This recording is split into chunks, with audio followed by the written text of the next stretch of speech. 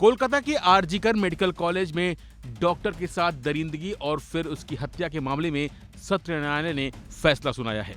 अदालत ने संजय रॉय को उम्र कैद की सजा सुनाई है, जबकि इस चर्चित कांड को लेकर डॉक्टर के परिजनों की मांग थी कि दोषी को फांसी की सजा दी जाए।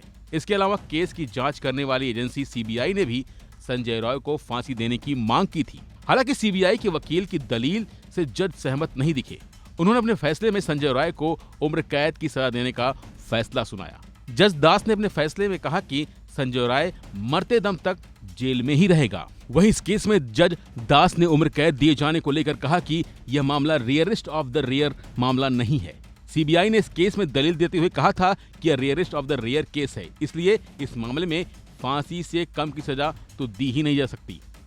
लेकिन जज ने कहा कि यह मामला दुर्लभतम की श्रेणी में नहीं आता, इसलिए उम्र कैद की सजा वाजिब होगी।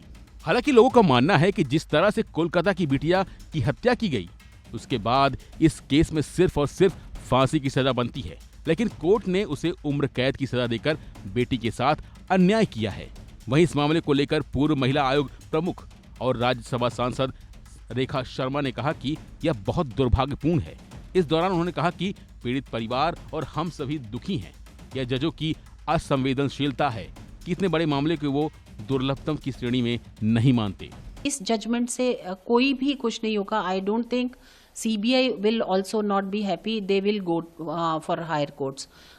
मैं तो सीबीआई से भी यही मांग करती हूँ कि आप हाई कोर्ट की डिमांड कीजिए, हायर कोर्ट्स में जाना चाहिए और ये इसमें डेथ पेनल्टी के अलावा और कुछ होना ही नहीं चाहिए। अब आइए आपको बताते हैं कि आखिर जिस रेयरेस्ट ऑफ द रेयर की बात की जा रही है, आखिर वो क्या है, और आप खुद डिसाइड कीजिए कि ये केस क्या इस पैरामीटर पर खरा उतरता है। सुप्रीम कोर्ट ने 1980 में फैसला सुनाते हुए फांसी को रेयरेस्ट ऑफ द रेयर में डाला। फांसी की सजा तभी दी जा सकती है जब उम्र कैद काफी न हो।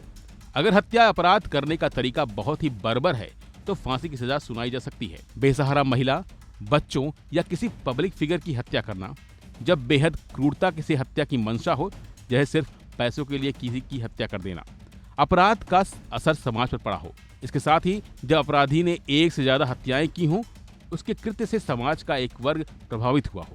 तो कुल मिलाकर विशेष कोर्ट ने इस मामले में rarest of the rare case नहीं माना है और यही वजह रही कि इस दरिंदे को फांसी नहीं हुई। हालांकि पीड़ित पक्ष हाई कोर्ट जाने की बात कर रहा है, लिहाजा देखना होगा कि आगे क्या होता है।